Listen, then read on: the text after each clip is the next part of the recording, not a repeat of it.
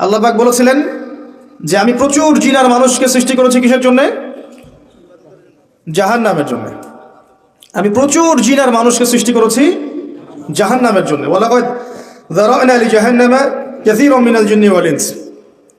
কি পাপ ছিল ওদের? তিনটা পাপ আল্লাহ বলেছেন, তিনটা অপরাধ। হৃদয় ছিল, উপলব্ধি করতো না।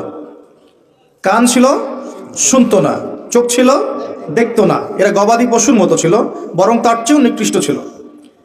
এই কথা বলতে গিয়ে আমি বলেছিলাম যে আমাদের দুই চোখ আছে, দুইটা কান আছে, বাইরের চোখ, ভিতরের চোখ, এক্সটার্নাল আইস, ইন্টারনাল আইস। বাইরের কান, ভিতরের কান। আত্মা আছে, একটা কলব আছে। এই কলব যার জীবিত এবং কলবের মধ্যে যার নূর আছে, আল্লাহর পক্ষ থেকে নূর আছে, সে ব্যক্তি ইনশাল্লাহ এমন কিছু দেখতে পারবে যা সবাই দেখতে পারবে না, এমন কিছু শুনবে যা সবাই শুনছে না, এমন কিছু বুঝতে পারছে যে সবাই এটা বুঝতে পারছে না। কিছু মানুষ বলছে যে এখন আমরা পৃথিবীতে আছি, এরপরে আমরা মঙ্গলে গিয়ে থাকবো, তারপরে অন্য একটা গ্রহে গিয়ে থাকবো, তারপর ওইখানে, তারপর ওইখানে। পুরো একটা সভ্যতা এর পিছনে ছুটছে। তাদের কি ভিতরের চোখ আছে আদৌ? আর যাদের কাছে আল্লাহর কোরআন আছে, হেদায়েত আছে, নূর আছে, তারা বুঝতে পারছে হ্যাঁ বিশ্ব এগিয়ে যাচ্ছে ঠিকই, কিন্তু ওর ধ্বংসের দিকে এগিয়ে যাচ্ছে।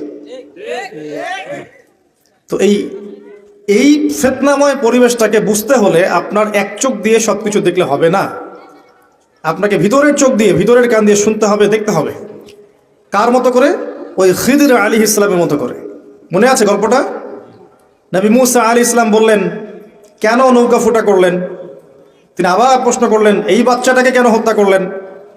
আবারও জিজ্ঞেস করলেন, এই দেয়ালটা নির্মাণ করে দিলেন, কোনো পারিশ্রমিক নিলেন না কেন? তিনটা বাড়ি খিদির আলাইহিস সালাম বলেছেন, ইন্নাকা লান তাস্তাতিআ মা'ইয়া সাবরা। আলাম আকুল লাক, আমি কি তোমাকে বলিনি ইন্নাকা লান তাস্তাতিআ মা'ইয়া সাবরা, তুমি আমার সাথে ধৈর্য ধরতে পারবে না হে মুসা?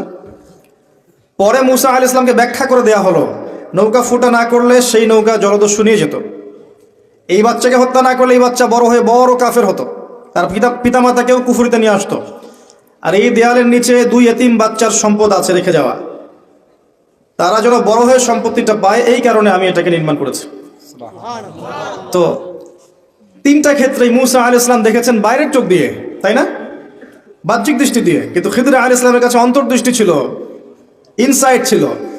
তো শেষ জামানায় আপনাকে দাজ্জাল থেকে বাঁচাবে কোন সূরা? সূরা কাহাফ। ওই কাহাফের মধ্যেই ঘটনাটা আছে।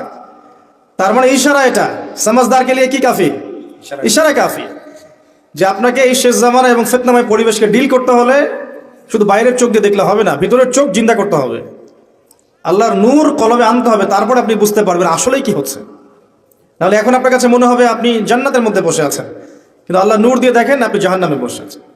চারদিকে ফিতনা, পরিবারে ফিতনা, ব্যক্তি জীবনে ফিতনা, আপনার লেখাপড়ায় ফিতনা, আপনার তাওহীদের মধ্যে শিরক, সুন্নতের মধ্যে বেদাত, হালালের মধ্যে হারাম, জিনা, যে ব্যভিচার, সুদ, ঘুষ, পর্নোগ্রাফি, ধর্ষণ, হত্যা, রাহাজানি, ছিনতাই, সব দিয়ে ভর্তি বিশ্বটা। জুলুম, অত্যাচার, পাপাচার, ফাসাদ দিয়ে ভর্তি বিশ্বটা। কিন্তু বাহ্যিক রূপটা দেখলে মনে হবে কি সব চকচকা, মাশাআল্লাহ, খুব টিপটাপ সব চলছে, তাই না? আসলে ভিতরে কোনো বেইজি নাই। বাইরে থেকে দেখলে মনে হবে খুব সুন্দর টিপটাপ সবকিছু, ভিতরে কোনো বেইজি নাই। পুরো জিনিসগুলোই চলছে জুলুমের উপরে। প্রতিটা ক্ষেত্রে মুসলিমরা আল্লাহর তাওহীদের সাথে শিরক ঢুকিয়েছে। আল্লাহকে ছাড়া অন্যকে সিজদা করছে, অন্যের কাছে দোয়া করছে, অন্যের কাছে নজর মানত করছে, অন্যের ওসিলায় সন্তান যাচ্ছে। মুসলিমরাই কাজ করছে। নবীর সুন্নতগুলোর মধ্যে বহুত বেদাত নতুন নতুন আবিষ্কার করে এগুলোকে দিয়ে আমল করছে মানুষ, ইবাদত মনে করে।